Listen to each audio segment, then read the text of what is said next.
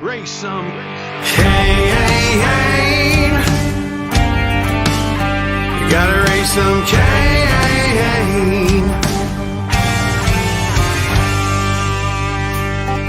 In the heartland where the faith runs strong, we've seen the shadows growing long. Watch those around us be deceived.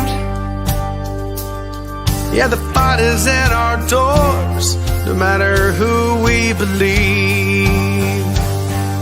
Corruption, lawless day and night, we'll speak the truth into the light. We'll bring the battle, heed the call, watch the whole thing fall. We gotta raise some Cain, show the lies, break some chains and make things right. Feel the power, be the change. Time is now. We gotta raise some Cain.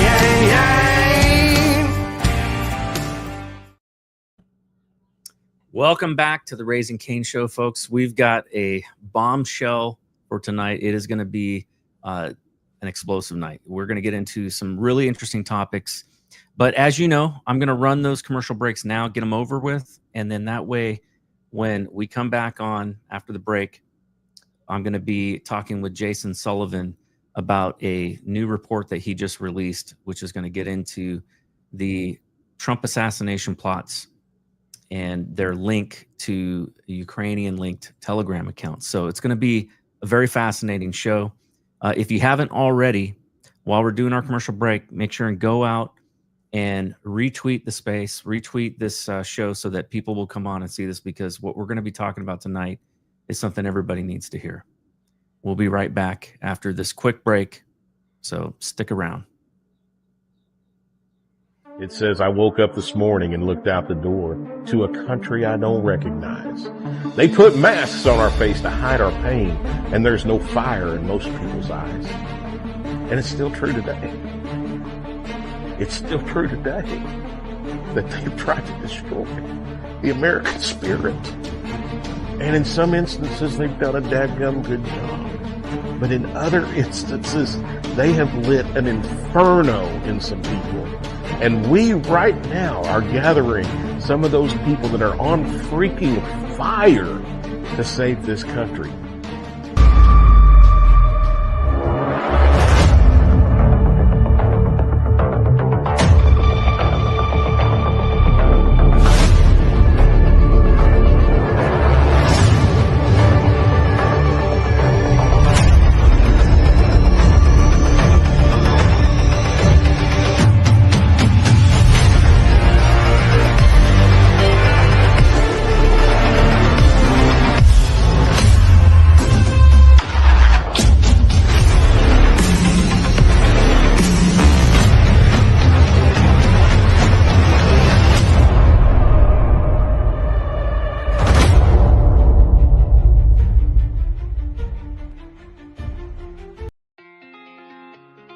Increasing expenses have caused us all a lot of pressure these days, and it's affecting even the wealthiest of people. Most have lost their sense of security, stability, and even hope for a strong financial future.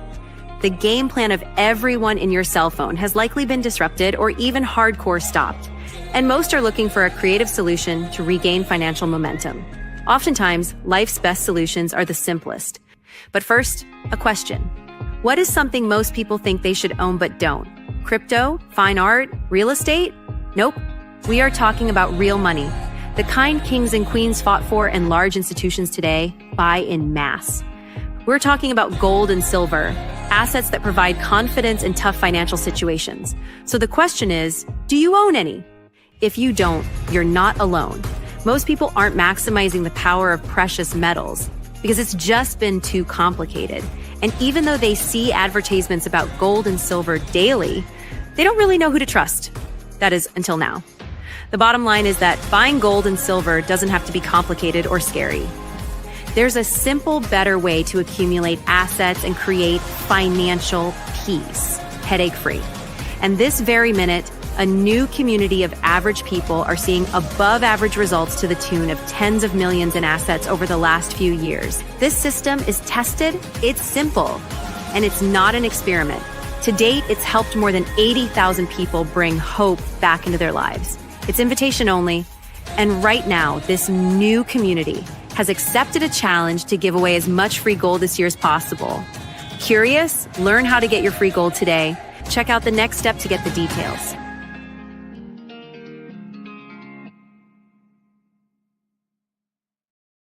Since 2017, 150,000 farms have shut down, and working farmland has been reduced by 21 million acres.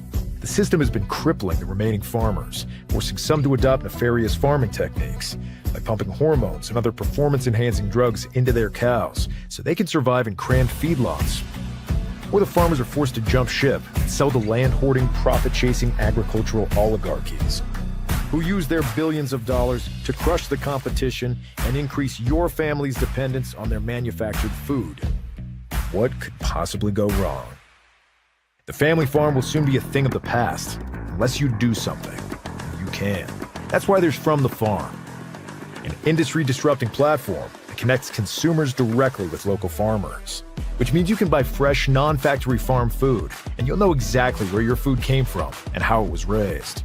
For the first time in nearly 100 years, independent farms will have a way to not only survive, but thrive. From the Farm was founded by A.J. Richards, an active homesteader, and Brooke Etz, a CrossFit Games athlete and an Amazonian warrior in the movies Wonder Woman and Justice League. She clearly has a passion for healthy food and a healthy lifestyle. And since both AJ and Brooke come from generations of ranchers and farmers, they know what they're talking about. We can't do this alone. We need the strength of the American people behind us. Help us build a new food system that combines the wisdom of the past with the technology of the future. Investing in From the Farm isn't just a financial decision. It's an investment into our future, our small family farms, and our food sovereignty. Invest today.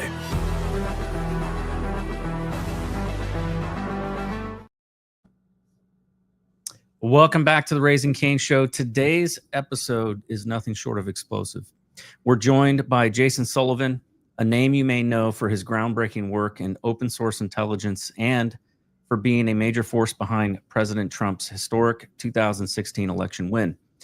Jason's back in the spotlight with a bombshell report connecting recent Trump assassination plots to a Ukrainian-linked Telegram account. And tonight, he's here to walk us through the evidence, the implications, and what the deep state doesn't want you to hear. From being targeted by Mueller to revealing the digital truth behind January 6th, Jason has stayed on the front lines of America's information war.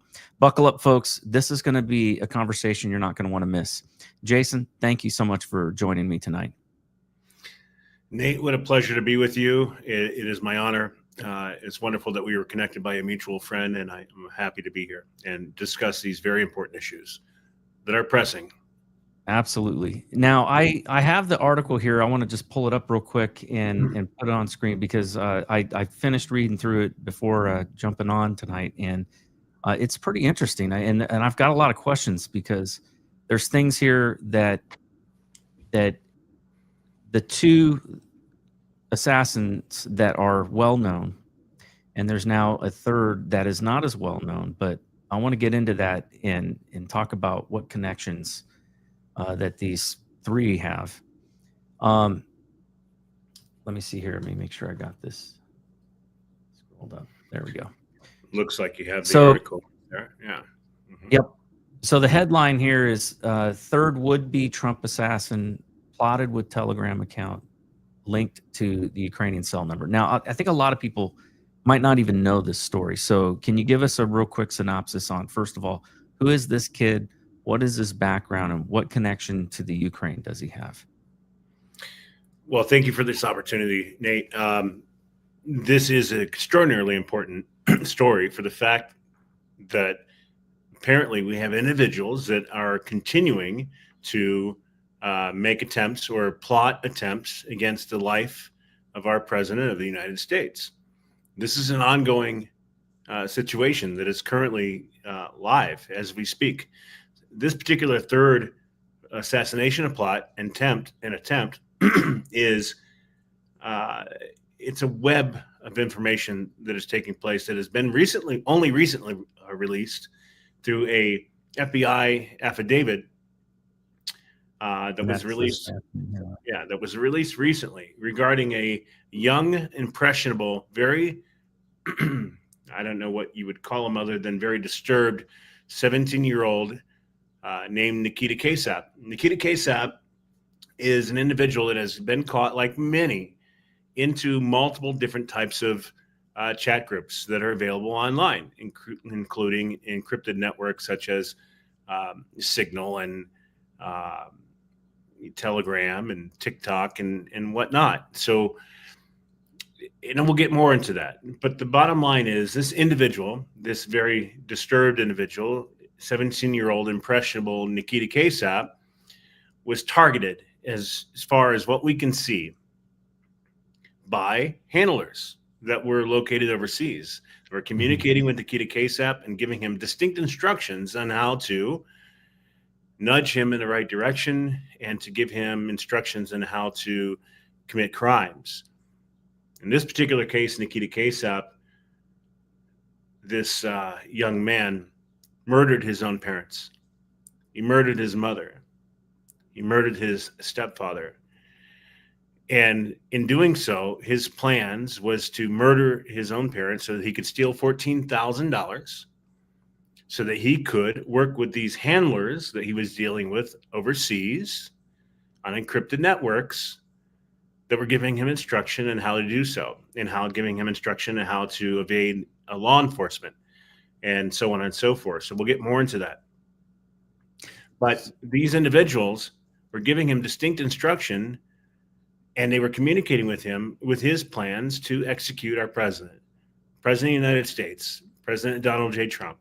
This is the third assassination attempt that is a plot that, under this new FBI affidavit that has recently been released, it is available to the public. We are not disclosing anything here that is not already available to the public. It's just that you need to be able to find it. If you'd like to be able to find it, I would suggest that you go to the Gateway Pundit and search my name, Jason Sullivan, and/or search third assassination attempt, and you'll be able to find this particular article where we release the actual FBI affidavit, which is basically about a warrant to investigate Nikita Kasap's cellular phone and conduct a forensic investigation of his communications. In this 26-page affidavit that is available to the general public, it discloses that Nikita Kasap not only was communicating with individuals overseas, but most importantly and most peculiarly, were communicating with people that are actually located in Ukraine. And we wonder why. And we're going to go through that throughout this conversation and disclose a number of very disturbing connections between assassination plots on President Trump, or near assassination attempt plots on President Trump, and their connections to Ukraine. Again, in this particular case, he's communicating with at least two individuals that are located in Ukraine, and they're given distinct instructions on how to actually dispose of his parents' bodies. Wow. Now, I've got to ask, because this, to me, like the article, I didn't get a chance to read the affidavit, but I read the article, and it doesn't get into when this attempt was necessarily that I could see, but it might in the affidavit. But I've got to wonder, because remember, Trump was supposed to be in this outdoor venue, for his inauguration, and all of a sudden there was a change at the last minute, and there were, rumors spreading around that there was a potential drone threat, and that's why they moved him indoors. And this is specifically about using a drone to assassinate the president. Is this related to that? I will say that I believe so. I actually, the Gateway Pundit, I work with the Gateway Pundit as a contributor at large. I also run another digital news network named Unleash.news, we fully investigated a number of, and we continue to investigate a number of situations. I work also with Peter Tickton, who happens to be President Trump's long life friend. They were roommates in military high school together, and he's one of President Trump's trusted attorneys in the state of Florida. They've known each other literally since New York Military Academy, as they were roommates. So I work as a chief investigator for Peter Tickton. And Peter Tickton, I would say, that is probably the chief civilian watch your back guy for President Trump. So I work with Peter Tickton. I have the great privilege and honor to be able to investigate situations that pertain to Peter Tickton's interest and to my own regarding potential threats to our president and to our national security. So in this instance, I have also investigated. If everybody remembers, there was a very interesting and peculiar situation with a bunch of quote unquote mystery drones all over New Jersey. Mm-hmm. So yeah, I actually fully investigated. My team fully investigated these quote unquote mystery drones that were flying in and around New Jersey and flying just over the homes of residents all across New Jersey. And we did a two-part story of that in the Gateway Pundit. We actually named the make and the model of the drones that were being seen by the general public and who they were controlled by, which government contracts they had, and which actual make and models that they were. So there were some potential legitimate threats regarding these particular drones flying over Bedminster when President Trump had a plan to stay at Bedminster over a weekend. The night before he announced that he's going to change his plans for staying at Bedminster, we are the ones that actually produced a report on the potential threat of these mysterious drones that were flying over Bedminster the night before. So he did change his plans on Inauguration Day. I was there with Peter Tickton and many others. And he, at the last moment, decided that he's going to move the inauguration indoors. There was the official story that it was due to extreme cold. And believe me, it was very cold. We were there. But that was usually during the evening. The evening was extraordinarily cold. But during the day, it was actually bright and sunshine. And most people thought that an inauguration could have continued to take place during the bright, warm sunshine, even though it was cold, as has been done before in previous inaugurations. So there was some other reason that I would hint to that President Trump actually moved his inauguration indoors. Dan Bongino, also the deputy director of the FBI under Kash Patel, also raised the alarm about potential drone threats on the inauguration, and he claimed very specifically and directly to the president, and he posted this through his own platform and in his show, that there's no way that the Secret Service would be prepared for a potential swarm of drone attack that could impede his inauguration on January 20th. So something happened and something changed the president's mind, and we believe that there was a legitimate threat. Now, you want to get back into drone and drone operators. This Nikita Kasap, 17-year-old, was attempting to purchase a weaponized, militarized drone with the $14,000 that he stole from his parents that he actually killed. As he was receiving information and direct and distinct instructions from his handlers that were, according to this 26-page affidavit, were located in Ukraine. And the reason I say that is because you can read this for yourself. Please go to the Gateway Pundit, search for the third assassination attempt, and you'll see the 26-page affidavit. Sometimes in affidavits and 302 FBI interviews, sometimes it happens that they forget to omit something or black out something. We think that might be the case in this situation. In this 26-page affidavit, they actually list a cellular phone that is connected to a Ukrainian account, and it is connected to a Ukrainian associated Telegram account. So here we have a FBI affidavit that has been released under the Trump administration, which is giving us a great amount of detail, something that we didn't see during the Biden administration. During the Biden administration, we had a Matthew Thomas Crooks that attempted to assassinate our president. He actually shot our president in the head, in the ear. He got off a number of shots before he was actually taken out. In that particular case, it's very, it's very peculiar how a lot of information has never been released regarding Matthew Thomas Crooks. Matthew Thomas Crooks was another young man, 20-year-old, impressionable young man, who apparently had some type of, long-range shooting training. And somehow he was able to climb up on the roof of a building only 145 yards away, roughly, in a building where Secret Service was actually stationed. So we're not quite sure how that happened. In addition to that, we had multiple people in the audience that were claiming and saying and screaming that there's a man on the roof with a firearm. So how did that man get up on that roof? Now, the FBI has claimed and admitted that Matthew Thomas Crooks did communicate on encrypted networks overseas. Right. He also admitted that he was communicating on encrypted networks overseas through servers that were located overseas, yet they have never told us which encrypted networks that he was communicating on.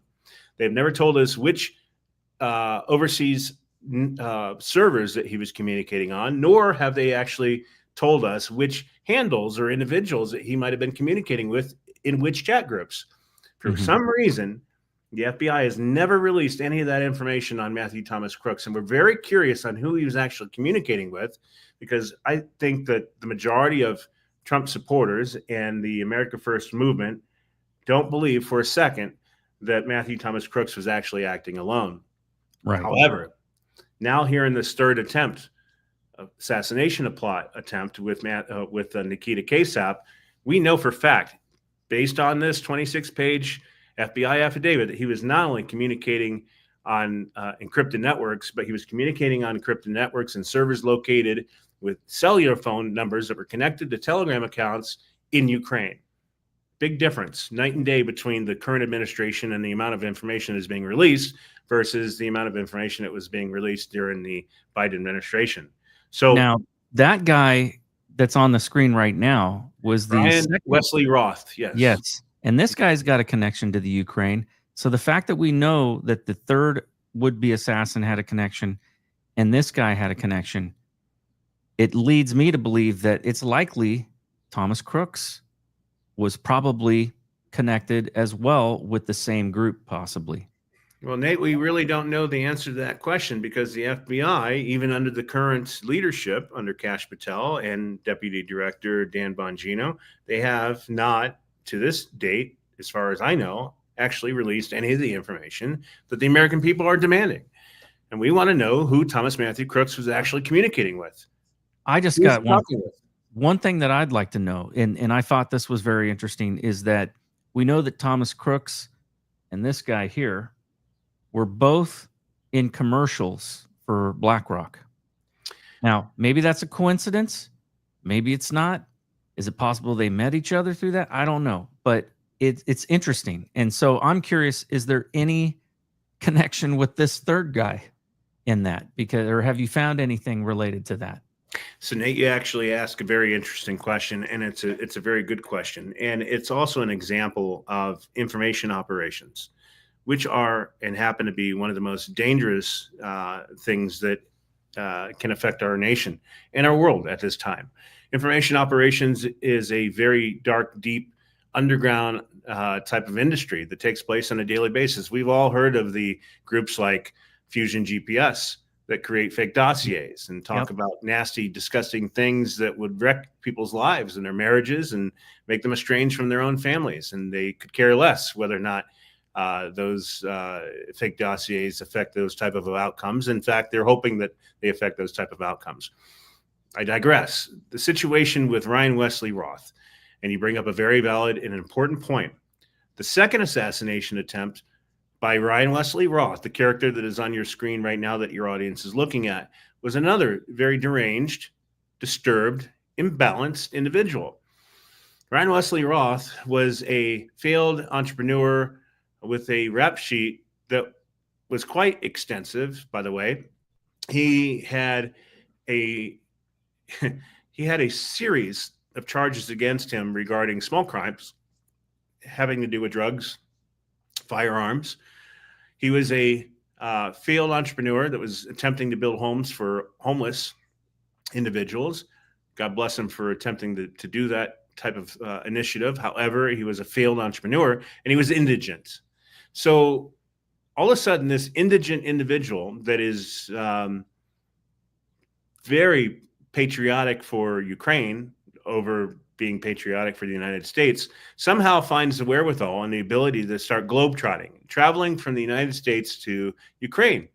We don't know exactly how many times he actually traveled to Ukraine because we don't have that information yet from the intelligence communities, but we do know for a fact that Ryan Wesley Roth, some people call him Ruth, was traveling to Ukraine. And we have him in video, we have him in images, we have him in documentation, we have him in videos in his legs where he was connecting in Poland and other places where we have him on video.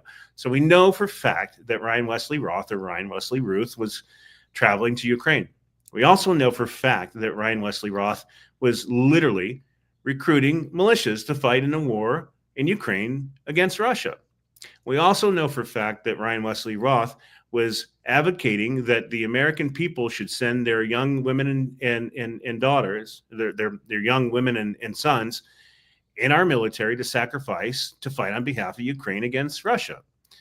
So how does this individual that is very unstable, has a very extensive rap sheet, that is indigent, that somehow finds his way to globetrot and travel back and forth to Ukraine, how is it that he's actually able to go over there and recruit militias to go and fight in the war against Russia?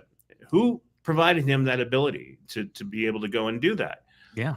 And I think that's a good key question. Now, here's the other thing, and I'm going to get back to your video. He was also seen in a propaganda video, a very slick propaganda video. Now, and I don't blame you for what you just said, but I'm going to give you some information that will hopefully clarify some information for most of you and your audience. Matthew Thomas Crooks was indeed seen in a BlackRock video. Okay. Subsequently to that, Ryan Wesley Ruth was seen in a propaganda video. The internet set ablaze and immediately assumed that Ryan Wesley Ruth was also seen in a quote unquote BlackRock video. That is not the case. Oh, wow. We actually investigated the origins of the video that Ryan Wesley Roth was seen in, and we tracked it back, believe me, forensically. And we found out that Ryan Wesley Roth, the video that we've seen in, was indeed a propaganda video, but it was produced and first published by a production arm and a propaganda arm of the Azov Battalion. Not the BlackRock. Okay. Now, there are information operations and disinformation operations and misinformation operations, which can cause most of your audience to go blind trying to decipher what's the difference between them. But it's like having a glass of water. You can have a glass of H2O that it's pure and clean, and you drop one drop of misinformation or one drop of cyanide in it, and the entire glass is poison. This is one of those cases. So the internet was set ablaze by perhaps misinformation or disinformation, which are two different things, and which is intentional. And they said that this was a BlackRock video. Now, if you get people like the Gateway Pundit to respond to that and actually reply to that and actually make that claim, they might be a target of the BlackRock, and they would not probably be able to withstand a lawsuit from a BlackRock by making that type of a claim. So that's some of the points of disinformation operations.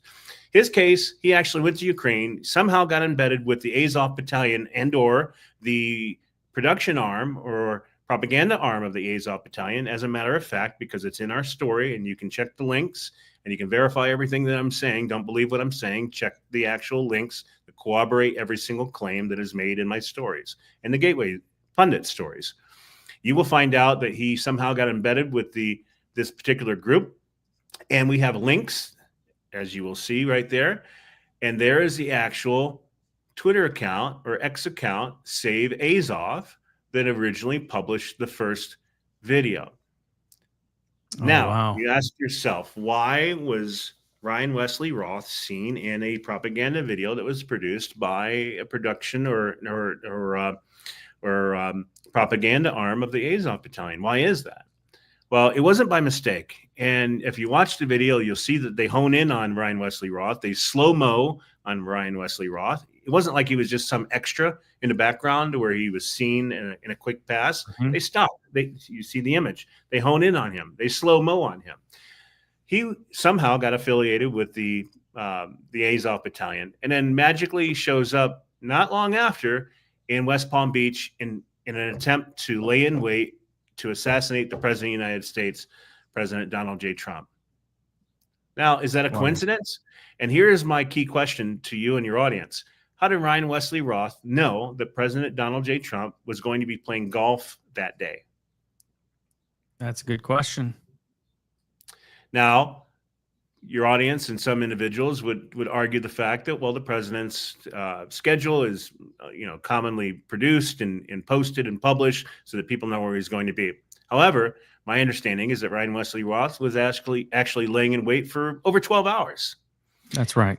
Also, my understanding is, and I have a couple of connections, I may be wrong, but I doubt it. I have a couple of connections that have told me very clearly that President Trump's decision to play golf that day was actually a last-minute decision. So it's interesting. I actually, I've worked in cybersecurity primarily with the Defense Department for most of my career. And I actually did a job years ago where I was working, doing some installation work on cyber equipment in the bunker under the White House. And I will tell you that it's the only time in my life that I've seen the president's schedule, and that was during the Bush years. And it was a very closely guarded, highly classified secret, and they kept it, they were the down there, in the basically White House comms were the ones that had control over that and knew, what was going on. But, I can't imagine any reason that he would have that information unless there was somebody who leaked that information to him, some mole.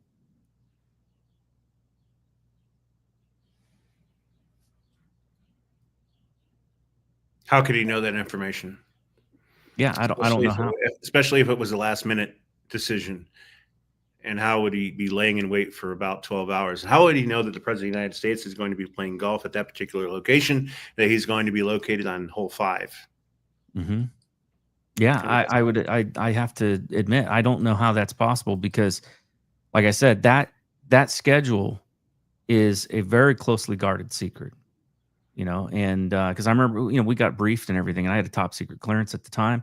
So we were briefed on, on everything, we went down there given, kind of a little bit of a tour.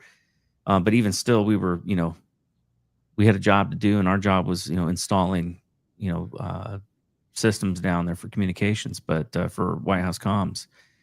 So there is no reason why he would have that information that far ahead of time, unless, somebody, on the side provided that to him. So my question, is I'm wondering, I'm sure they're investigating it. But I wonder if they, found the person who likely shared that information with them. Now, here's some more important information, Nate. Who is the Azov Battalion? And I would imagine that your audience, most of everybody in your audience obviously knows based on you educating them that who the Azov Battalion is. But for those that do not know, the Azov Battalion is a real world, literal Nazi paramilitary operation. Mm-hmm. They're an organization that has been literally fighting at the tip of the spear against Russian separatists since day one. When does day one begin? Well, it actually dates back to 2004. But if you really want to get it to the bottom of this, it goes back to 2014 and a little thing called the Euromaidan Revolution. Euromaidan Revolution was actually orchestrated by the Obama administration to get rid of a duly elected president that wanted to remain neutral between Russia and the EU and the United States, Viktor Yanukovych. And the EU and the United States said, you can't remain neutral. We won't allow it. If you're not with us, you're against us. And sure enough, they sent people like Victoria Nuland as the head of state over to Ukraine to help instigate and promote on Ukrainian soil that the opposition overthrow their own government against a duly elected president. This is all facts. These are all highly documented. We also had John McCain. If anybody wants to wonder why President Trump, one of the reasons why President Trump had such disdain for John McCain. John McCain was also over there speaking in front of hundreds of thousands of Ukrainians on Ukrainian soil, advocating that they overthrow their own duly elected president, Viktor Yanukovych. And this is an election that the United States and the EU acknowledge as a legitimate and valid election. However, the election didn't go their way, and they had a president that was in there, not necessarily a good guy, because most all of these individuals in Ukraine are oligarchs, which is exactly what they installed with the Obama administration. They installed yet another oligarch. They love oligarchs. The establishment and corrupt politicians love oligarchs because they love that money, and it keeps coming. And oligarchs typically own media, they own oil and gas, they own all sorts of different things that can benefit corrupt politicians. And the bottom line is the the Obama administration with Victoria Nuland as the head of State Department advocated on Ukrainian soil to get rid of this duly elected president, and then they advocated to install a new president. Victoria Nuland was also heard on a hotline where it was hacked or tapped, to where she's actually heard talking to individuals saying that screw the EU. We're the ones that are going to, choose the next president of Ukraine, not the EU. We're in control. We're the ones. Okay. So this is her own words. This is not us, making something up. This is all documented. Okay. The Obama administration definitely, absolutely, positively was inescapably involved with heavily influencing an actual coup against the sitting government in Ukraine in 2014 called the Euromaidan Revolution. If you and your audience want to look that up, that is the genesis of this entire situation. We're going to get down to the bottom of what Russia actually means. And if you start to replace Russia with Ukraine, it will start to answer some of your questions. Now, it's interesting because the Azov battalion, obviously they're a Nazi organization. Real Nazis, not neo-Nazis, not anything. These are Nazis that were literally from the bloodline of the same ideology that was involved with World War II under Banderas, that actually turned in his own people, Ukrainians and Jewish and others, Russians, to be gassed. Yeah. Now, when you look at the FBI affidavit, I think this is on page 7. It gets into FBI personnel performing the preliminary review also saw images of a 3-page document entitled "Accelerate the Collapse." So this appears like this would be, his manifesto, because he's talking about it up here. When the time comes for me to send my manifesto to you. You read through this thing. I mean, it's full of anti-Semitic. Like they're saying, hey, hail Hitler, hail the white race, hail victory. 100%. Nikita Kasap got caught up in some of these. He's a young, impressionable young man. Actually, 17-year-olds, we would call that a boy. Okay. So he's impressionable. I mean, there's a reason that the average age in the Vietnam War was 19, because they're impressionable. They want young and impressionable people. Recruiters want young and impressionable people. Matthew Thomas Crooks was young and impressionable. He was 20 years old, right? The situation with Ryan Wesley Ruth is isolated because he's an older man, but he's also very impressionable and very unstable. So there have been for many years and decades groups that are run by terrorist organizations or that have recruitment operations. And now in today's day and age, with the world being run by social media and chat platforms and chat groups can be set up by information operators. Chat groups can be set up by recruitment camps. We know for a fact that Minnesota actually has been the hotbed for stateside recruitment for ISIS to go and fight against, with ISIS. That's a fact. Anybody can go and check that out and verify that. So there are recruitment camps that work with various different type of terrorist organizations or wild and extremist organizations that monitor these chat groups, maybe even set these chat groups up in the first place as bait, honeypot, so to speak, And then they look for individuals that are ready to tip, such as Nikita Kasap's situation.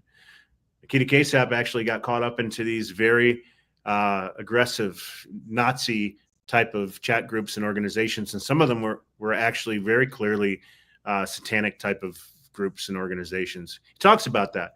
Excerpts are mentioned about that in the 26-page affidavit as well. He mentions that talking to a girl that would typically freak out if they found out that he was in some of these chat groups, but yet this particular girl, appreciated it and she was cool. All right. So again, we're talking about a 17-year-old here, but the 17-year-old actually was motivated to kill his own parents, for God's sakes. Okay. So you do have connections back here to Ukraine. By the way, in this 26-page affidavit, it does clearly say, and again, this could be one of those incidences where they forget to black something out, but they, in this case, left a phone number in there. So there's a phone number that Nikita Kasap is communicating with that is connected to a Telegram account. So we looked the cell phone number up. And again, you can go to the Gateway Pundit and type in third assassination attempt, and you'll see the affidavit for yourself. Don't take my word for it. And you'll be able to reverse it for yourself. The cell phone number, and we're not doxing anybody here because it's located and published in a publicly listed 26-page affidavit. It's a cell phone number that begins with 380. 380 is the country code, ladies and gentlemen, for Ukraine. The next two numbers of the cell phone number is 50. 50 is a direct indication that this is an actual cell phone number connected to the Vodafone cellular network. The Vodafone cellular network is one of the largest, if not the largest, cellular networks in all of Ukraine.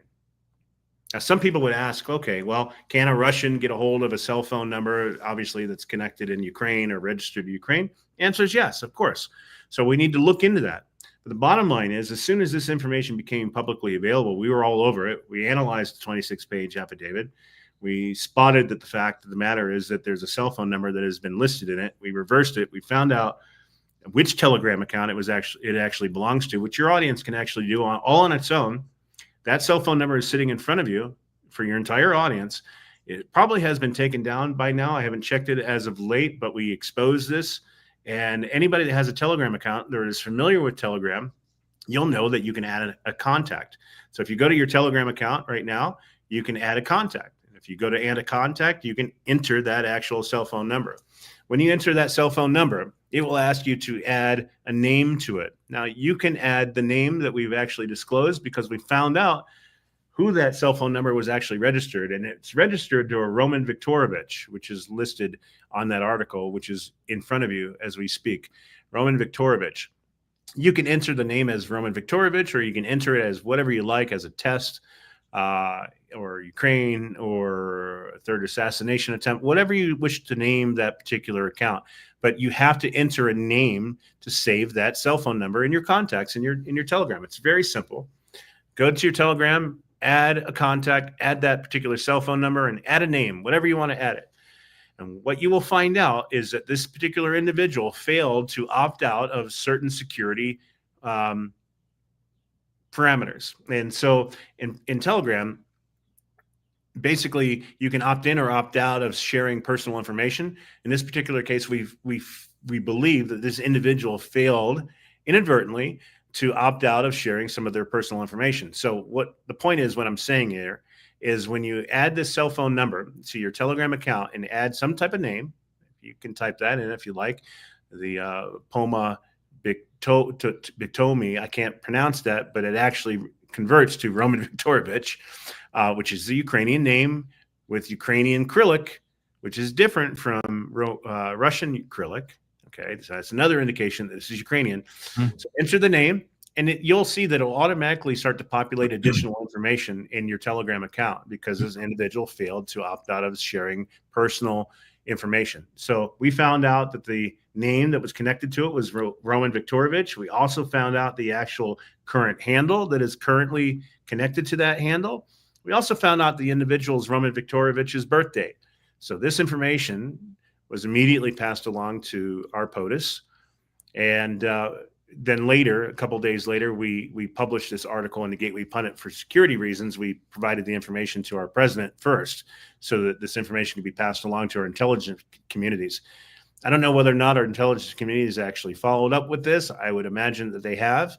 I would imagine, obviously, with a cell phone number, we can actually triangulate, or the government can triangulate the location of cell phones. I mean, that's how Osama bin Laden's sons were actually executed, is that they triangulated their cell phones. So hopefully in this particular case, the cell phone number 380-50259-5318 was triangulated.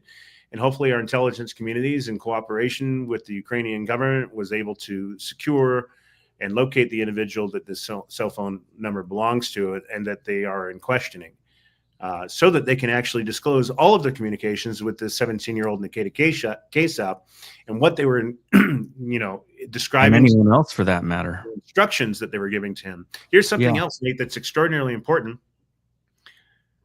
Nikita Kasap, in one of his communications, in this 26-page affidavit, he says to his handler in Ukraine, and when I say handler, I mean handler. They're telling him where to hide his parents' bodies, how to drag them to the basement, how to exchange and trade out the tag on his stepfather's vehicle that he murdered so that he can evade law enforcement, which routes that he should take in order to leave where his current location is, where he murdered his parents, to escape, which states to go through, which routes, which stops to stop at, and how to make his way to California, where he was to await being extracted to Ukraine. This is, you can't make this up, ladies and gentlemen, but don't take my word for it. It is all in this FBI affidavit, 26-page affidavit. So you have a handler here that's telling him what to do. You have at least two handlers that's telling this young man what to do. And they're telling him that he's going to live a normal life in Ukraine when he gets finished with this. And he asked them, he goes, what about the other 10? What about the other 10? Yeah. Are they like me, or are they different? So what other 10? What other 10 is he talking about? But he's talking to his handlers and he's telling them, what about the other 10? Are they like me, or are they different? So I can assure you and your audience, as I'd mentioned, terrorist organizations and groups set up honeypot type operations and chat groups to where they attract young individuals that are impressionable, that are ready to tip, and they nudge them in the right direction. And maybe they even provide them a little bit of direction. Maybe they even provide them some resources. In this particular case, they're giving him all the instruction in the world, and he's actually communicating with them on how he's going to secure a militarized, weaponized drone so that he can, quote unquote, drop a bomb on our president. And he was hoping to hit the vice president at the same time. So just so everybody understands, militarized drones are used every single day in warfare, especially in the war currently going on in Ukraine against Russia and vice versa. Ukrainian warfare with drones literally operate these drones autonomously and remotely, and it's almost like a video game. They chase individuals. There's kamikaze drones. They chase Russian soldiers literally around tanks, wear them out to where they can't run anymore. They're exhausted. They can't breathe. And then they fly their drones right into these individuals and detonate. They're kamikaze drones. So the bigger the drone, the bigger the payload. The bigger the payload, the larger the explosion. They have drones that are large enough to take out entire tanks. This happens every single day, ladies. This is not new. And then there are also vehicle-sized drones that are being used and have been used to fly into the sides of high-rise buildings that take out entire floors. We happen to have some, peculiar drones that were vehicle-sized drones that were flying all over, New Jersey, which was quite peculiar. And so, was that a threat? We don't know. However, we know that our president changed his itinerary immediately after. Yeah. There's another thing, too, that's kind of interesting, and I'm curious if you've looked into this yet. So going back to the Azov Brigade. Brigade or battalion. Yeah, sorry. So they were a group that was prohibited under the Leahy Law from receiving any U.S. military aid or foreign units. And because of their implication in human rights abuses. Now, somebody made the decision in 2024, and from what I've been able to just look up here, it had to have been somebody within the U.S. State Department that signed off on this, likely Secretary of State Antony Blinken, would have had, I mean, something this big. I think he would have had at least some decision, in that. But they signed off to remove that restriction. And now it looks like, the Azov Brigade is actually still actively involved in, attempted, or at least trying to get, they're involved in some way with at least a couple of these people, or at least one of these people. The Azov Battalion is actually at the tip of the spear in the war against quote unquote Russian separatists since day one. And they were created in 2014, immediately during and subsequent to the Euromaidan Revolution. It's a long, deep, dark story that is legitimate and well documented. The Azov Battalion, as we'd mentioned, is an actual Nazi organization that is a paramilitary group that are real Nazis. And they were financed by another oligarch in Ukraine named Ihor Kolomoisky. Ihor Kolomoisky is one of the world's, I believe he was ranked 4th most dangerous oligarch in the world. He's a warmonger, and he owns oil and gas. He owns the nation's largest telecommunications TV network called 1+1 in Ukraine. He's actually the one that groomed Vladimir Zelensky to become president. He literally is the one that groomed Vladimir Zelensky to become the president of Ukraine. He groomed him to become a hot television show that would be broadcasted on 1+1, where Vladimir Zelensky would play a history teacher in a series where he was vocal about government in Ukraine and how things needed to change. And eventually some people overheard his speech, and they showed up the next day and said that he has just been voted and announced as the next president, and he assumes that position. This was a coup that was created by this individual, this oligarch, Ihor Kolomoisky, which was actually quite brilliant. He ended up rubbing the Biden administration the wrong way and the Obama administration the wrong way eventually, because he started to impede upon their particular plans. And he became a thorn in their side. And then eventually Vladimir Zelensky placed Ihor Kolomoisky in prison, which I believe he's still there to this day, because he presents a threat. And Vladimir Zelensky owes Ihor Kolomoisky quite a bit of debt in regards to the amount of money that he invested in Vladimir Zelensky to become the next president of the United States.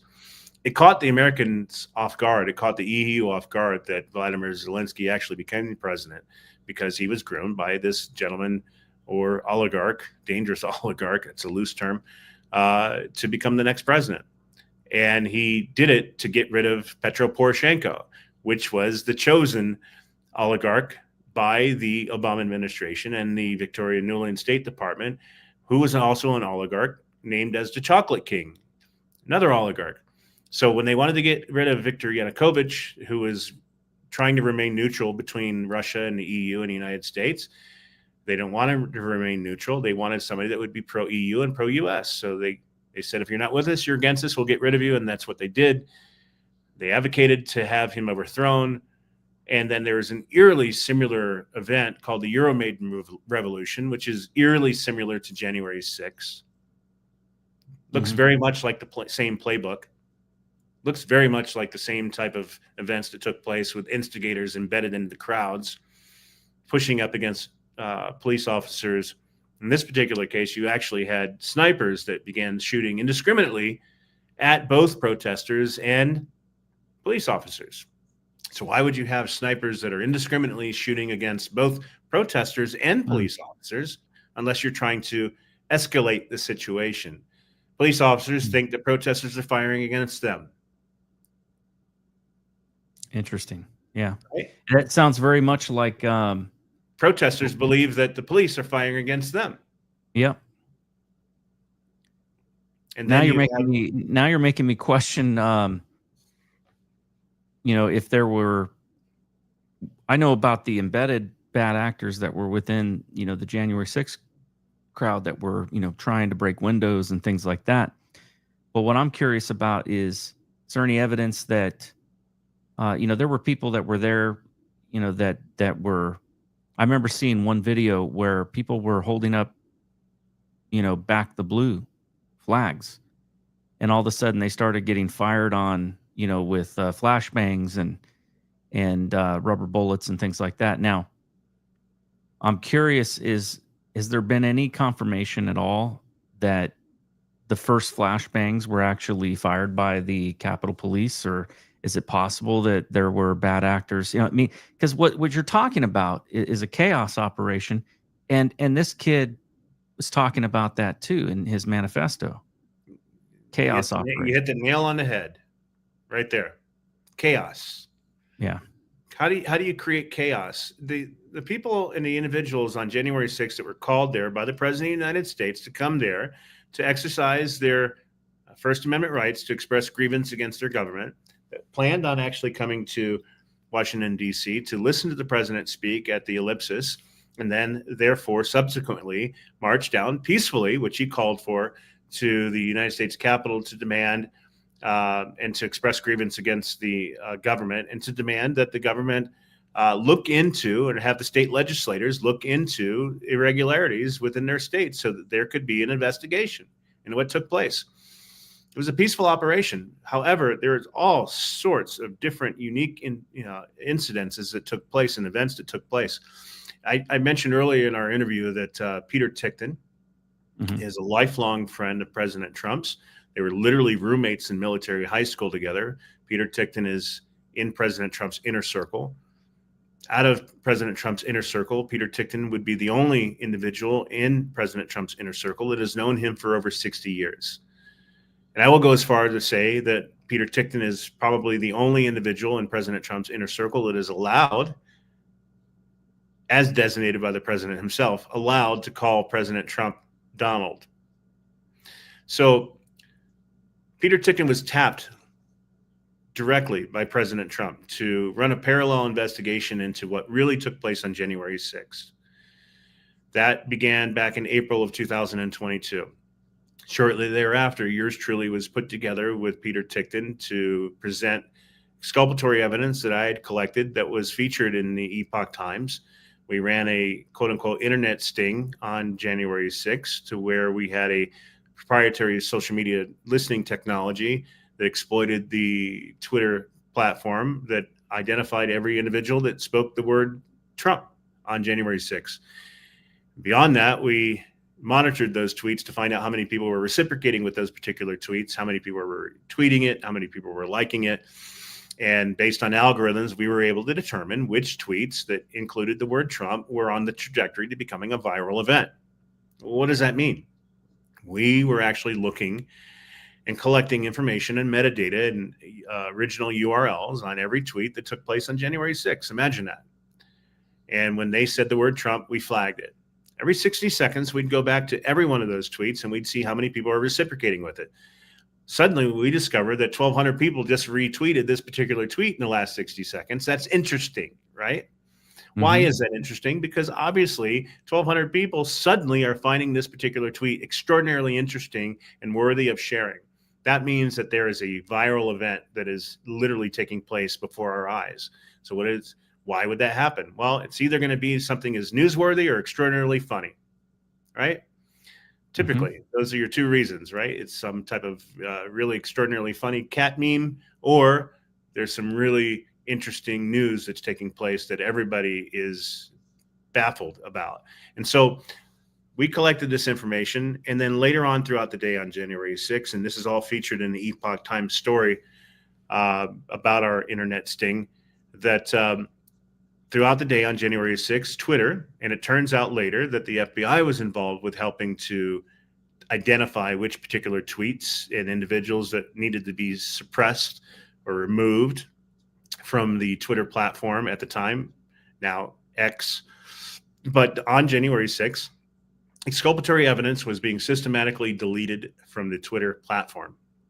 Our systems were able to actually, in the case of individuals that mentioned the word Trump, were able to identify those tweets, identify which ones were on the trajectory to becoming a viral event.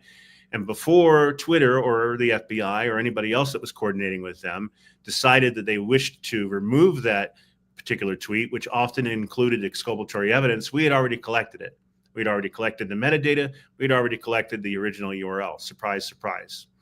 So later on, when the J6 committee contacted me, because I've been on the radar for some time, I was part of the Robert Mueller investigation.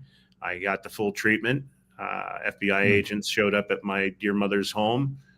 Not sure quite why they did that. Right. And then later showed up in my home, original first home in San Diego. I'm getting phone calls from my dear mother asking me why federal agents are showing up here pre-dawn at my home looking for you. That's an interesting conversation. And then my original first landlord making the same call 4 hours later in another county, that's hours away from where my mother is. So they knew where I was. The whole cloak and dagger intimidation tactic was to intimidate my family. Mm-hmm.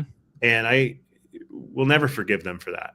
Yep. And I swore eventually they dragged me into interrogations in Washington, D.C. As I told you, I got the full treatment. It's like the movie The Matrix, where they're peppering you with questions and you're quickly finding out that this is a perjury trap, that they're asking you questions every which way, in the same question in multiple different ways to try to see if they can trip you up. And then when you realize that, if you're able to realize that, you take a deep breath and you start to realize the situation that you're in, and you think very carefully about how you respond. Yeah. So in my particular case, it became very clear to me I was sitting in the middle of a perjury trap, like many people got caught up into. I mean, very smart people. Look at General Flynn. They approached him in the White House. He got caught up. Look at the hell that they put him through. Look at the hell that they put, all sorts of individuals through. Okay. I was there. I was one of the few individuals that actually was interrogated by the Robert Mueller investigation. So I'm not new to this. However, I'm the only one that did not choose to do a media tour. This interview is actually one of the first interviews that I'm doing as of late over the last few months. I've chosen to stay out of the limelight simply for a number of reasons. I was threatened. I was threatened that if I were to go out and speak about the evidence that I provided them, that I might likely not be sitting across the table from them during our next conversation. So threats to take me away from my family, threats to put me in potentially a box, just like they've done to our J6, victims, which were caught up in an entrapment. January 6th was an entrapment. There were people that literally carefully rolled up and removed the plastic green fencing an hour prior to President Trump even finishing his speech. There were individuals that removed bike racks an hour prior to President Trump ever completing his speech. The majority of the protesters that were called there by President Trump that showed up to show their support, to express grievance against our government, were there to listen to President Trump's speech at the Ellipsis.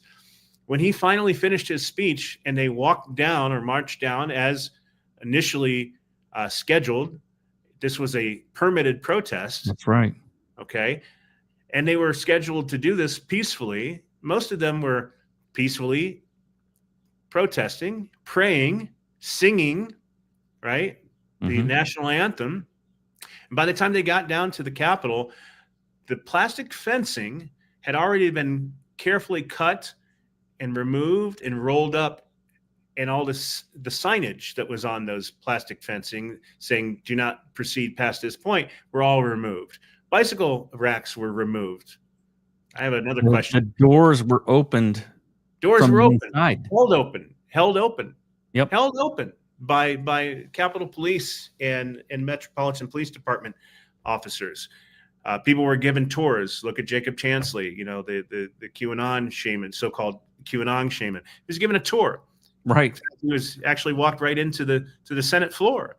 But many others walked in very peacefully, stayed within the velvet ropes, took selfies, things of that nature, and walked back out 10 minutes later, and they spent, close to 4 years in prison. I've interviewed many of them, and it's unbelievable the lack of due process that they were given, the trumped up charges that were, and the enhancements and the threats of life in prison for many of these people had never, ever committed a crime in their life. They've never had any experience before the court because, these were people who were just everyday average Americans. There is a new day coming, Nate. there is a new day coming, Nate. I can promise you. In fact, I'm doing another article that will come out likely on Monday. Excuse me. That is going to talk about Peter Tickton, who I work with. I help lead investigations for Peter on behalf of the Tickton Law Group. Some of them I've helped on behalf of the president, tapping President Trump to investigate January 6th. I helped investigate January 6th, excuse me, and everything that actually truly took place on January 6th. There are a lot of eurekas that I can promise you that are coming out. And there's an article that'll come out likely on Monday that will show you that Peter Tickton and this is an exclusive for your audience, this is a sneak preview, that Ed Martin are in discussions as we speak right now for potential full pardons for individuals that have only been given commutations. Yeah, there's 14, this is on the way. And the general public does not know this information. I've just given you a nugget. I can't give you more than that at this moment. But Peter Tickton is deeply involved. I have the great privilege and honor to be able to spearhead a lot of investigative reports that are required based upon the pleasure of Peter Tickton and our president, for that matter. So it's a great honor. You know, there's a lot of deep questions here that we all have to ask ourselves. You know, there is another, by the way, that I think would be interesting for your audience. Excuse me. And that is the Vegas bomber. Anybody remember the Vegas bomber where he detonated himself in Las Vegas? I was working at the FBI at the time. Yeah, and he was also former military, former Army. Did you also know, Nate, that he was a drone operator? No. So that individual that detonated himself, suicided himself, drove. Oh, I'm sorry. I was thinking of the Vegas shooter. No, that's different. I'm talking about the Tesla No, bomber. yes, you're talking about the Tesla bomber. Yeah, no, I was not there. This person actually rented a Tesla, and it was drove it to Las Vegas, pulled it up in front of the Trump Hotel, detonated himself, suicided himself, and exploded the Tesla at the front entrance of the Trump Tower. This was on New Year's Day. Yeah, same day that we had another former military Army guy that bulldozed through individuals in New Orleans. Mm-hmm. Turns out both those individuals were both former military Army, and both of them were actually stationed at Fort Bragg at the same time. But that's a whole nother story. That's interesting. But the bottom line is the Vegas bomber, his name was Matt Livelsberger. Matt Livelsberger. I challenge your audience to check this out. And again, just go to the Gateway Pundit if you want to get the full report. Type in my name, Jason Sullivan, JASON, and you'll find a lot of my articles there. The one regarding the third assassination attempt, for some reason, it's not pulling up. You just have to type in under the search third assassination attempt, and you'll find it. But just type in my name, and you'll find out that there's an article that was written regarding the Vegas bomber, Matt Livelsberger. Well, we investigated him, of course. This is what we do.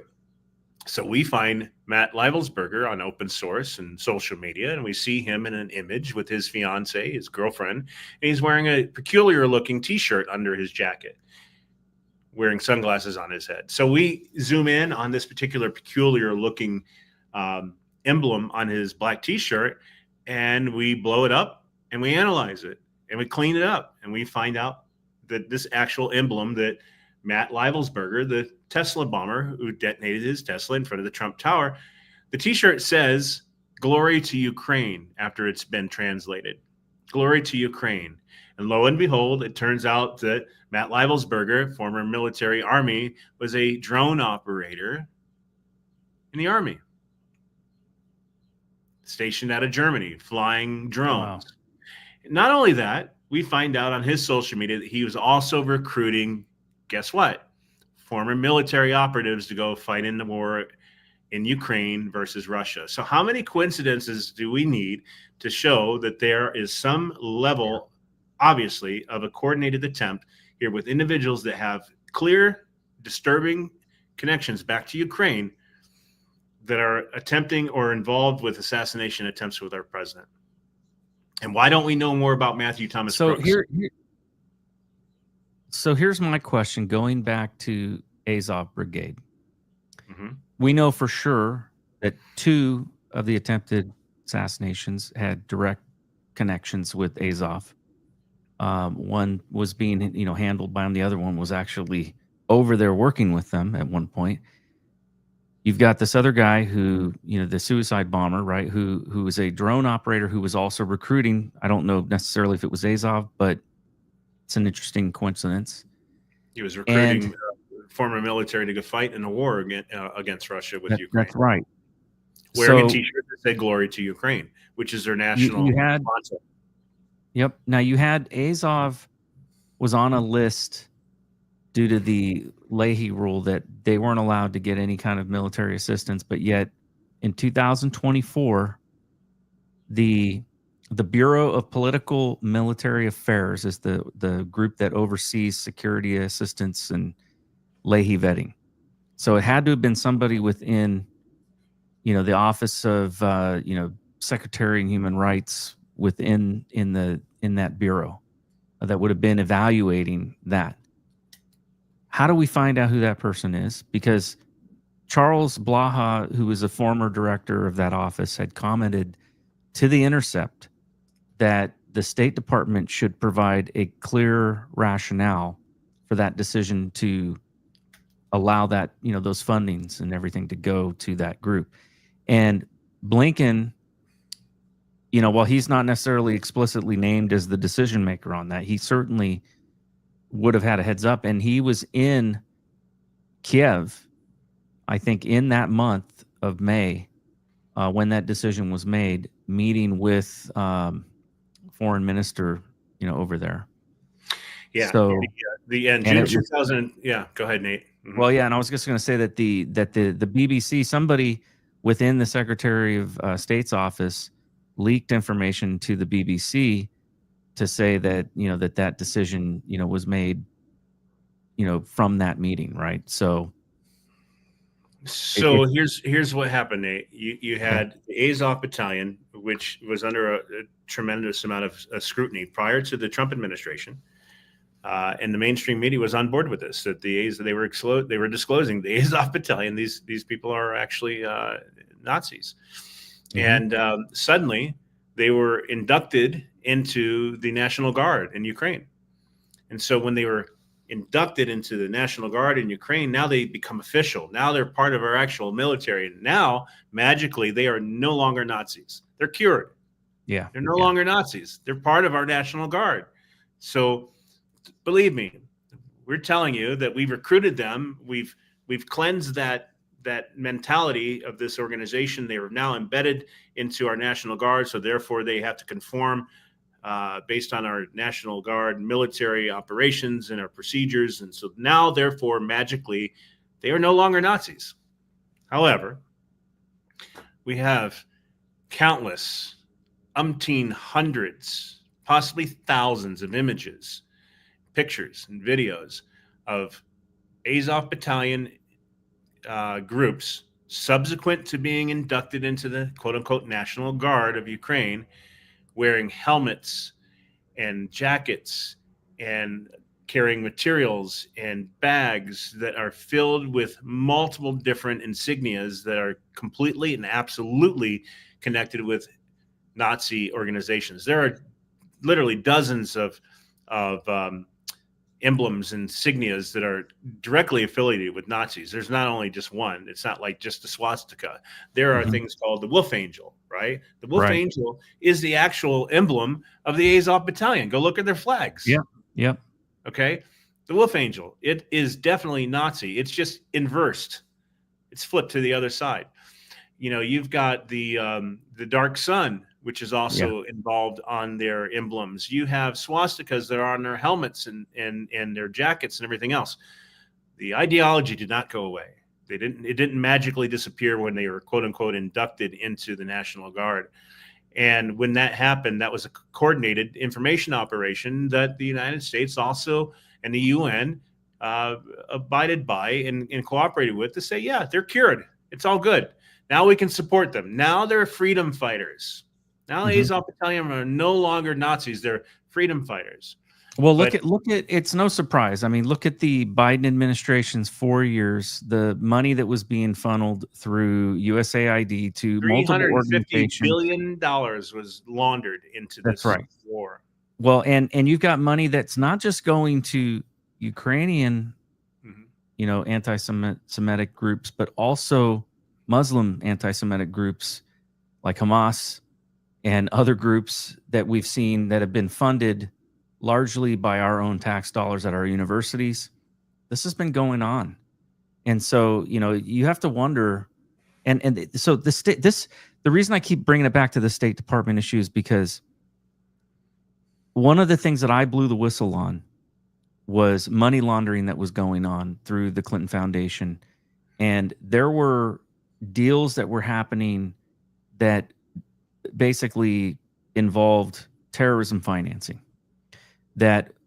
where they had funding that was going to people high up in the Muslim Brotherhood in Egypt, that they were involved with funding regular payments, like right before the lead up to the whole Arab Spring. And so and this was while Hillary Clinton was Secretary of State. So it's no surprise to me that the Secretary of State would be directly involved with funding these groups, potentially maybe even involved, and I'll even just say it, I'm wondering if they were involved in funding the planned assassination attempts on President Trump. If there were people in the United States involved, and I don't know who they would be, I'm not making any claims about who they would be, but people involved within the State Department or others that may have been involved in funding these groups and maybe even providing information to them, it would not surprise me. Look, what we've recently discovered and learned about the JFK files and, the things that have been disclosed in that, it's not like it's never happened before, where government, intelligence agencies, were involved in assassination attempts on U.S. presidents and getting others involved, like the mafia and things like that. Or manufacturing consent for war. That's right. Yep, absolutely. So I hope that this doesn't end with just simply finding, who the culprits were in the Ukraine. I hope they dig this all the way to its end and find out who in the U.S. was supplying these guys and who was involved, if there was any involved in these plots. Because I have no doubt in my mind that there were people. Look, I'm sure somebody's going to call me a conspiracy theorist for it, but it's not conspiracy theory when you've got factual evidence that shows connections between people in our own government, and we've seen abuses, that have happened. And I'm not saying that I don't, for 1 minute, do I think that everybody at the FBI is bad, nor do I think that everybody at the CIA is bad. Not at all. I know a lot of really good patriots that, have worked Most for those of them agencies. are great, wonderful. That's right. American patriots that want to do their job. But the tools that they have available to them are significant. The tools for surveillance, which I have been, screaming at the top of my lungs for since I came out as a whistleblower, that these tools, Section 702, FISA, the intelligence authorities, that those things have been being abused for a long time, and that my fear and concern is that you've got full-blown blackmail going on against members of Congress, against members of the judiciary, and I do think that is something that I think there needs to be probably another church-like commission to dig into that and find out what exactly they've been doing, because we know one federal judge talked about that there were 258,000 illegal uses of Section 702, primarily on people who were there on January 6th. And I know how intrusive that is because I was read onto that program. And that should never, ever, ever be used on an American citizen. In fact, it's illegal. So the fact that that happened And a federal judge even said so. And there are IGs that have said that there have been millions, not just a couple 100,000, but millions. I think it warrants further investigation. And the fact that Congress just keeps kicking the can down the road on whether to reauthorize it or not, I think is concerning. I have to be suspicious about, why they would do that when they know it's being abused. And then when you take that and you add to that what we know, which has come out about manufacturing reasons for going to war, whether it was the Gulf War or whether it was the Vietnam War with the Gulf of Tonkin. You've also got the involvement of intelligence agencies in planned assassinations on a sitting president of the United States. You've got there's so much information that we've been hit with just in the last couple of years of in terms of disclosure that I hope that the Trump administration has the stomach to take this all the way to its completion, to its end. Because if we don't root this out, my fear is that we'll be right back where we were just a couple of years ago, for the last 4 years, which I think was probably one of the most corrupt periods of time in American history within the federal government. I think that the Biden administration had no qualms whatsoever about violating the Constitution on American citizens and was running roughshod over the Constitution every day. So I hope that we fix these things. Nate, there's an old saying, hope is not a strategy. I agree. Okay. So God bless you for being in the good fight and for what you've been through and what you've been put through. And I appreciate truly your time and for allowing me the great honor to be here on your show in front of your audience. There's so much more for us to talk about. I hope that we'll have the opportunity to continue this conversation. But this is a deep story. Listen, there's a big chessboard called Infinite Wars, Endless Wars.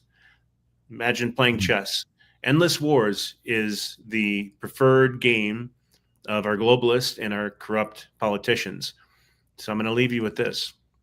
Again, and I'll retouch on this. In 2014, there was a coordinated, executed coup against Ukrainian President Viktor Yanukovych, orchestrated by the Obama administration, headed up by Victoria Nuland at the State Department. People like John McCain that were involved on Ukrainian soil, encouraging hundreds of thousands of individuals to overthrow their own duly elected government so that they can install a puppet, Petro Poroshenko, the chocolate king, that would be pro-EU and pro-US and therefore also pro-proxy war. Okay? Proxy war is where the money is. Now, in the Trump administration in 2016, he gave the Ukrainians about $1 billion. $1 billion. One single $1 billion, so that they can get missiles that could target tanks and protect themselves in their territory and their sovereign territory. Now, once Biden got in there, and again, President Trump has said the true number is actually $350 billion with a capital B. Okay, $350 billion, ladies and gentlemen. So think on that. Where is the motivation? The motivation is in the money. The military-industrial complex and infinite war and endless wars is a huge, never-ending money laundering scheme. They would like nothing more. I'm talking about they, as I'm saying, the warmongers, the people that are involved in instigating and advocating for endless wars, would like nothing more than to break Russia up into 13 other new Ukraines, so that they could have an evergreen field of never-ending war and money laundering schemes. So what I'm saying in front of your audience right now is that this was teed up in 2014. Hillary Clinton was planned and slated to be the next president of the United States in 2000. This was planning in 2014. She was planned to be the president in 2016. This is why she could not come out and speak or give any type of concession speech, because she could not understand what was taking place. To have been a fly on the wall during that particular episode. Wonder what that was like. The bottom line is, this was all teed up. It was teed up to get rid of the duly elected president, install a puppet government that would be pro-EU, pro-US, pro-proxy war, and get it ready for the never-ending money laundering scheme. Then inadvertently, here comes President Trump, candidate Trump, that wins the election by surprise based on the support of the American people through social media. And he said this many, many times. He would never be there in the presidency if it weren't for Twitter at the time. And it was the American people that helped him share his message and amplify his message. And they showed up in full force. And it was too big to rig in 2016. And that was a big surprise. That set the globalist plans into complete and absolute free fall. Then they had to figure out, how do we get this guy out of the way so that we can get back to our plans? Incoming Russia, Russia, Russia. Frame President Trump with colluding with Russia so that they can impeach him, get him out of the way, and get back to their proxy war. And they attempted this multiple times, failed miserably, spectacularly, and then eventually they had to resort to actually stealing the election. All of this is coming out. Yeah, and they would not have been able to do that without COVID. So that leads me to wonder, especially now that we find out that we were funding the research for the creation of COVID through, gain of function. It was being funded by the United States. I have to wonder, was this part of the plan all along? They were doing drills. They were doing 6 feet away, wear a mask. You had poll watchers that were not allowed to get within 6 feet of the actual monitoring the tabulation and the elections. If they were to get within 6 feet, we have people on record, on recording, on video and audio, instructing their staff to get rid of and call the police if anybody gets within 6 feet. So they can actually see how the tabulation is going. So this they were involved, and this is the other thing too, that I was involved in election integrity work after the 2020 election. In fact, thank God, because if I had not been, I would have been there January 6th expressing my grievances. But because I had burned through all of my leave and all of my, my vacation time and was already in the hole, I had to go back to work. So I wasn't able to be there. But there was so much overwhelming evidence of election fraud. And I was involved in an investigation that was going on up in Bethpage, New York, and where we had testimony from people and we'd brought in the FBI and brought in the Attorney General, and they were involved in this case. And it was a massive task force that was being put together because of the evidence being so overwhelming of a plot where they had hundreds of thousands of ballots that were coming out of New York into Pennsylvania and that disappeared. Right? Yeah. And these are ballots that were likely counterfeit. That's right. So I saw with my own eyes the written testimony of the lady that actually put those on the truck. So, and I was in the room when Bill Barr was on a conference call in discussions about this. And then like 3 or 4 days later, all of a sudden, or I think it was not even that, it was maybe it was a week later, I think, he comes out and says to the media, I've not seen any evidence of widespread election fraud. The company involved in this was the company that was basically that our investigators liked for the counterfeiting, was a print shop, had a parent company that had a subsidiary print shop suspected of doing the same thing in Michigan. This was a big, widespread counterfeiting operation that was involved. And that's just one method of cheating that they were doing. There's multiple methods. There's so many. Yeah, as Nate, you know that it takes time to run full investigations. And so there's a wide difference between, in law, and I'm not an attorney, but I do work with an attorney group, and I work with Peter Tickton. So I hear this on day in and day out. There's a wide difference between speculation and assumptions and versus inescapable type of evidence. Okay. Yeah. And so there are information operations that literally and intentionally spun a lot of disinformation out there. That's right. A lot of people that were very desperate for answers and solutions. And the FBI was involved with some of that. In fact, CISA and the FBI were putting out joint public service announcements a year in advance. And every few months they would put them out saying, oh, we're getting intelligence telling us that there is a Russian disinformation campaign that will be happening during the election to say that the election machines were not safe for use and that they were compromised. But we're telling you now, and that is actually, it's in their playbook. It's called pre-bunking. They were pre-bunking so that they could basically tell people, oh, that was all Russian intelligence disinformation. It's a whole nother conversation that I'd love to get into with you, because I mean, there were information operations that intentionally spawn disinformation so they can get people to chase squirrels, right? Yep. So they can get people. Absolutely. We were hacked by China. Yes. We were hacked by satellites from Italy, from space. Okay. Yeah. These were information operations. It wasn't actually science. It wasn't rocket science. No. And in fact, the Gateway Pundit, and we'll talk about this the next time, exposed arguably the largest nationwide fraudulent voter registration operation in our country, called GBI Strategies, that was busted in Muskegon, Michigan. Everybody needs to look this up because it is coming out, and it is on Dan Bongino's desk as of late, and he has expressed that this is the most damning evidence that he's ever seen. It wasn't rocket science. That these individuals that were operating in at least 27 states, and they were going to the poorest neighborhoods in the swing states, and specifically the swing counties, and they were getting anybody and everybody to sign up on, and they were incentivizing them, which is illegal. Like, they could pay people to fill out a form on every street corner, and anybody and everybody that could fog a mirror to scribble on a piece of paper. And if they didn't complete it, that they would complete it for them. And so on these voter registration applications, they would check a little box that said, my address, mailing address is different from my physical address, and they'd enter that address there.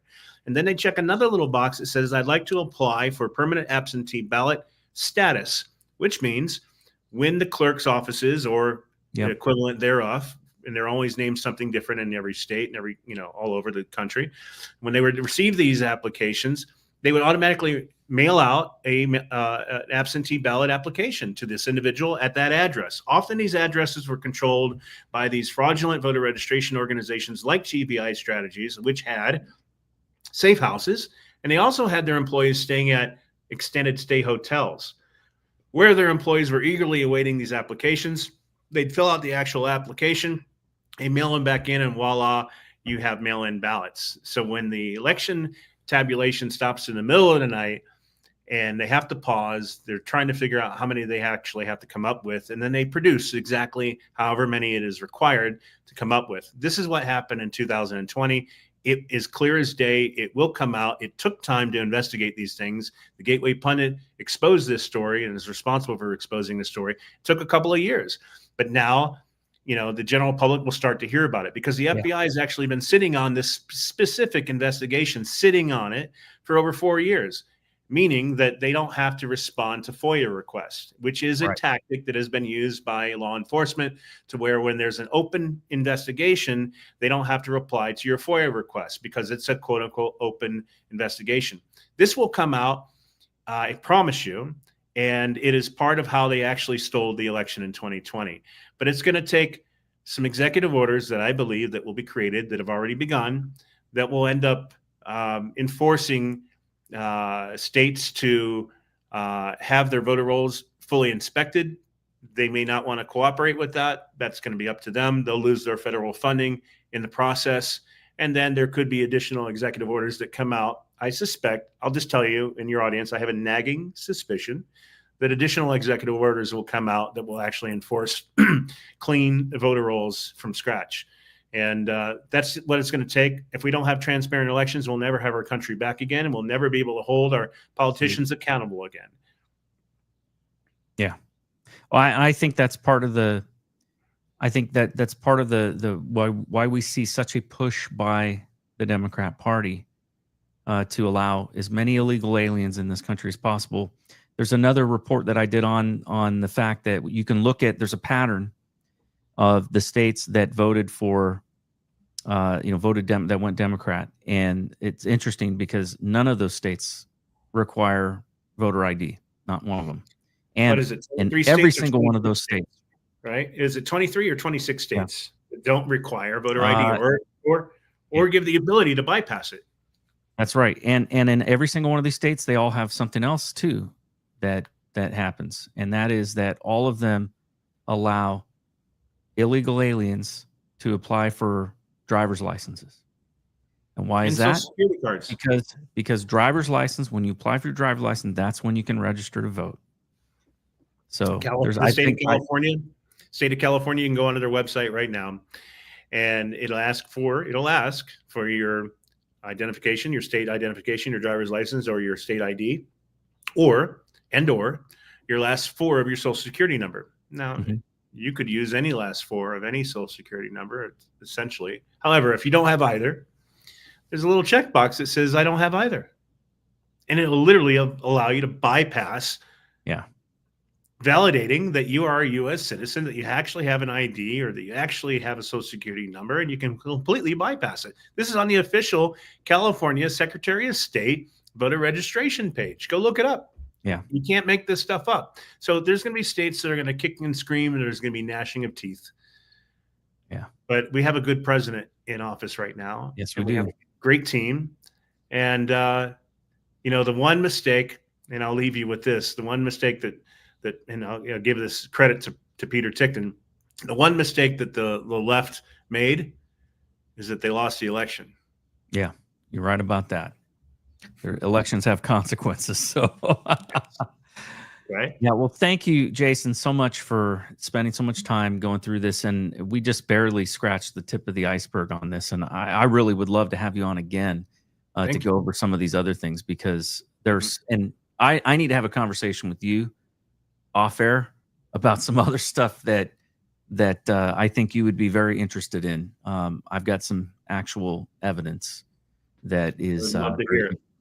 I would love to hear. Please stay in touch with me. And absolutely. Continue the conversation. If you got time, hang after the show and we can talk. But if not, that's all right. I understand. But I've got your number and you got mine. So let's continue to talk, because I think there's some shared information some information I could share with you, and some evidence that I have that I could share with you that would be very enlightening. And it's nothing, for the record, I'll say it right now, for the record, it's nothing classified. It's nothing illegal. I'm going to make that very clear, because I've had a lot of people ask me, oh, do you have all the evidence that and I don't have that. FBI took all of that when they raided my house. Illegally, I'll mention, because I had legal possession of that information with permission of the IG. But nonetheless, no, this is on a different matter, and it's related to election integrity, but it's actual evidence. And it's very interesting, because this was collected lawfully, and I have legal possession of it, but I have not gone public with it. And I'm about ready to do something about that, because it's been too long. Let's continue this conversation offline. Yep. But it was a great pleasure to be here on your show and in front of your audience.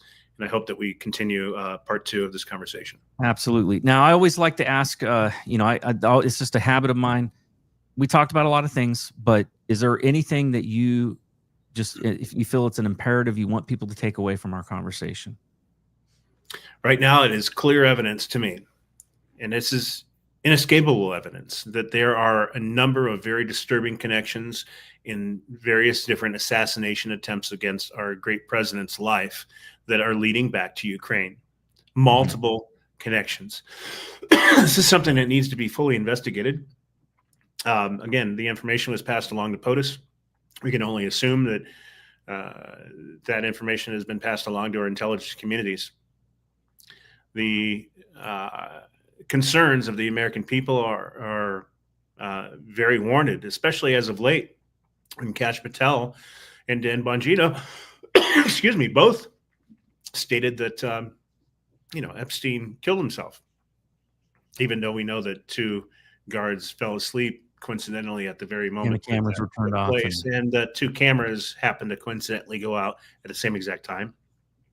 And they also say that there's no there regarding the Matthew Thomas Crooks situation, the 20-year-old that literally shot our president in the head.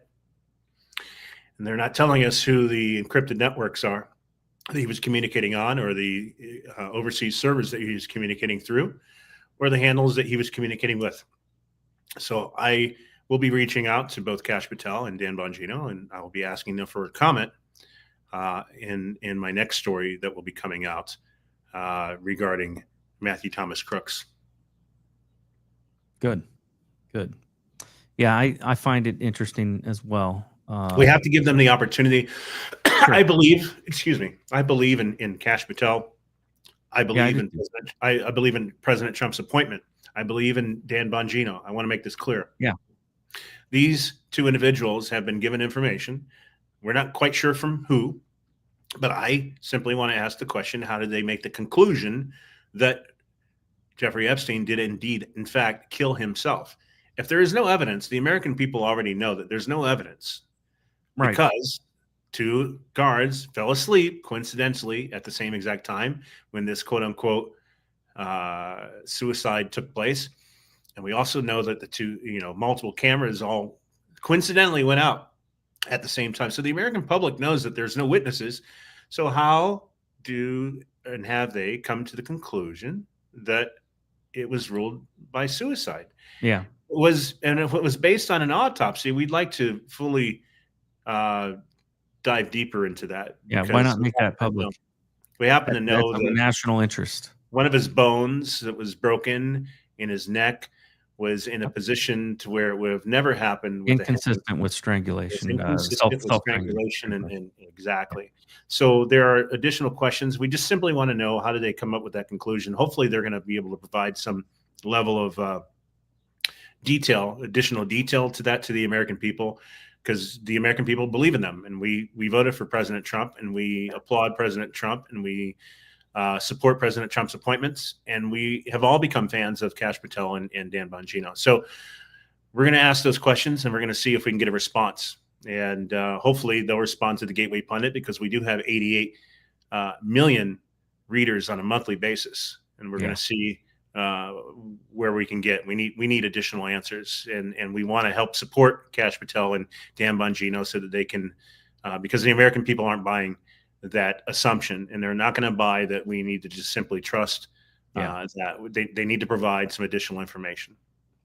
Jason, I always end up closing my show with prayer. I just believe that there's a lot we have to do that's on us, but obviously we need a little bit of help from the man above. So I'm going to go ahead and do that now. Absolutely. Heavenly Father, thank you so much, Lord, for bringing this information to light through Jason. And I pray that you would bless and protect him in his investigative work, and help him to be able to bring more information to light that the American people need to see. I pray, God, that you would guide and direct President Trump and his team of people that he has selected for these positions that have very important roles to play in helping to restore our nation and our trust in government. I pray, God, that you would expose all of the corruption, remove all of the corrupt, and help restore our government back to the people.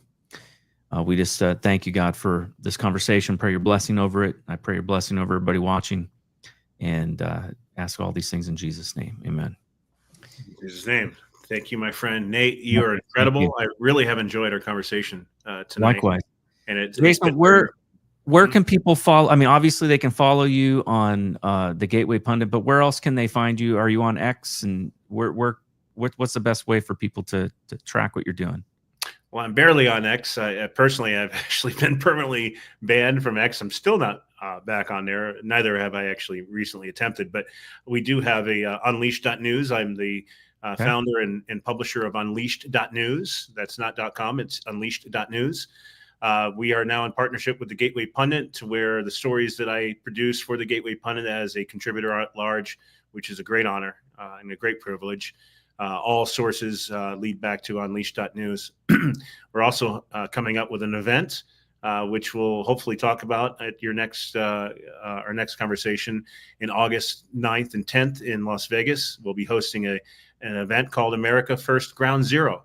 Awesome. Actually, your audience can go there, americafirstgroundzero.com right now. And the website is live.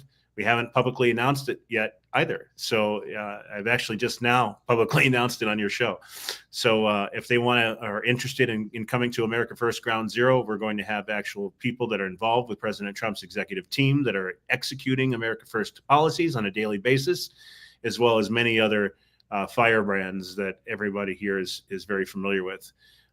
We do have an X account for Unleashed.news with the @ symbol at Unleashed _news _.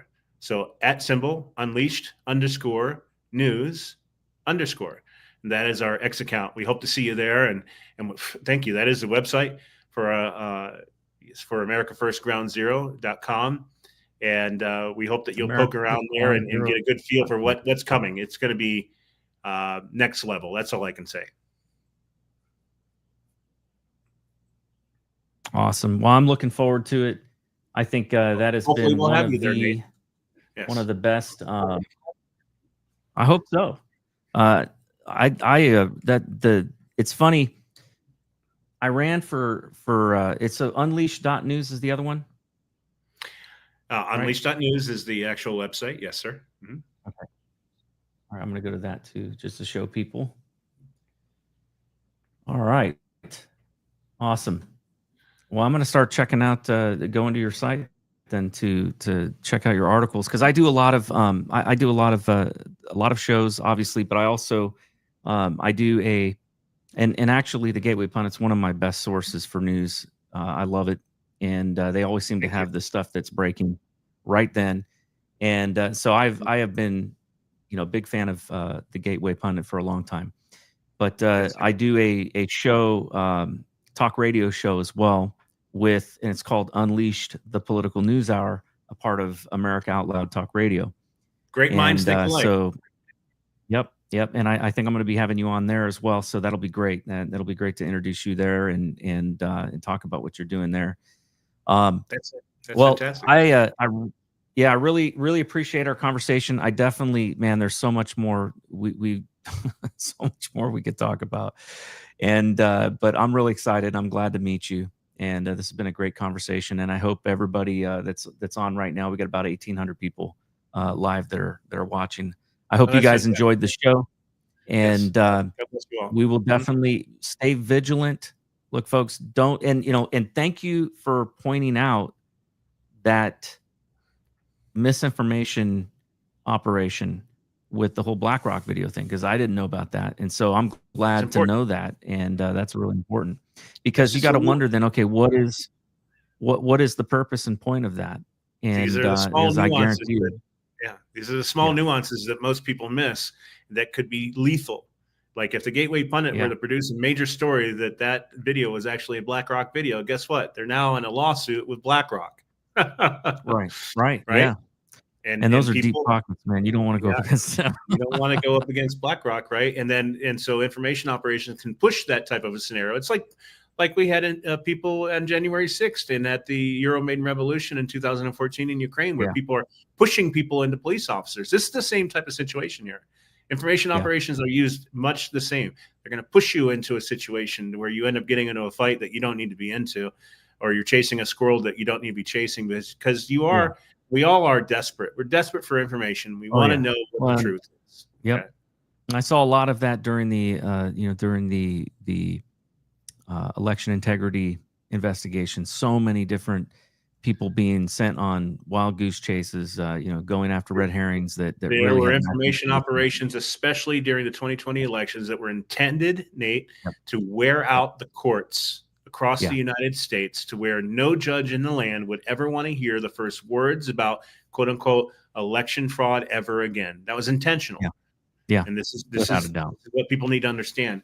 But Nate, we are, God bless you. As my mentor would say, we're doing the Lord's work in the devil's city.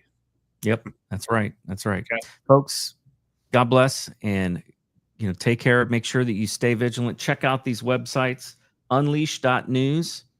And the other one, tell us one more time. AmericaFirstGroundZero.com. AmericaFirstGroundZero.com. You heard it join here. us. Have And a great night. Get your tickets now. They're going fast. The early bird is now currently available. It just became available literally just the other day. That's awesome. Okay. Well, we are looking forward to checking it out. All right. Raise some Cain. You gotta raise some Cain.